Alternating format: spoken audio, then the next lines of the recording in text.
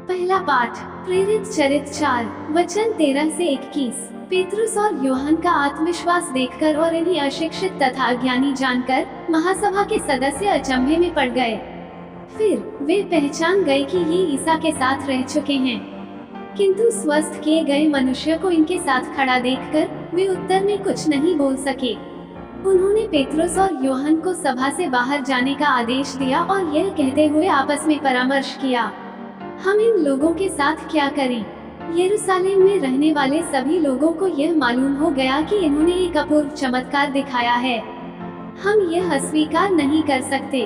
फिर भी जनता में इसका और अधिक प्रचार न हो, इसलिए हम इन्हें कड़ी चेतावनी दे कि अब से ईसा के नाम पर किसी से कुछ नहीं कहोगे।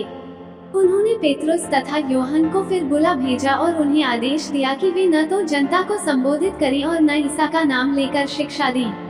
इस पर पेतरुस और यूहन्ना ने उन्हें यह उत्तर दिया, आप लोग स्वयं निर्णय करें, क्या ईश्वर की दृष्टि में यह उचित होगा कि हम ईश्वर की नहीं बल्कि आप लोगों की बात मानें? क्योंकि हमने जो देखा और सुना है उसके विषय में नहीं बोलना हमारे लिए संभव नहीं। इस पर उन्होंने पेतरुस और यूहन्ना को फिर धमकाने के बाद जाने दिया।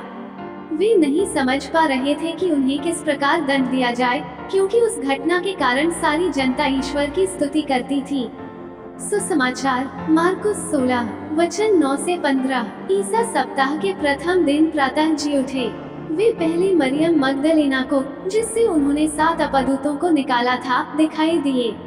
उसने जाकर उनके शोक मनाते और विलाप करते हुए अनुयायियों को ये समाचार सुनाया। किंतु जब उन्होंने ये सुना कि ईसा जीवित हैं और उसने उन्हें देखा है, तो उन्हें इस पर विश्वास नहीं हुआ। इसके बाद ईसा दूसरे वेश में उनमें 2 को दिखाई दिए, जो पैदल देहात जा रहे थे।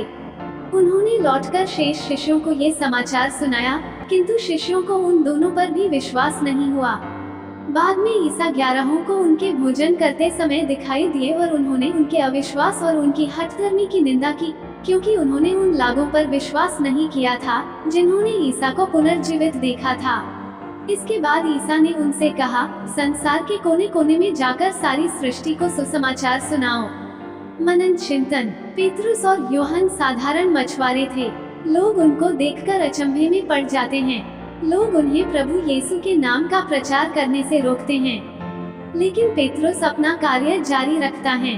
पेतरुस कहता है, हमने जो देखा और सुना है उसके विषय में नहीं बोलना हमारे लिए संभव नहीं।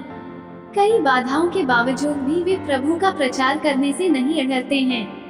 पूर्णाजीवित प्रभु यीशु कई बार अलग अलग जगह पर शिष्यों को दिखाई दिए, लेकिन शिष्यों ने विश्वास नहीं किया। प्रभु यीशु ने उन्हें विश्वास में मजबूत कर संसार के कोने कोने में जाकर सारी सृष्टि को सुसमाचार सुनाने का आदेश दिया। क्या हम प्रभु के सुसमाचार को सुनाने से डरते हैं? आइए हम निडर होकर प्रभु के सुसमाचार को बांटें। आमीन।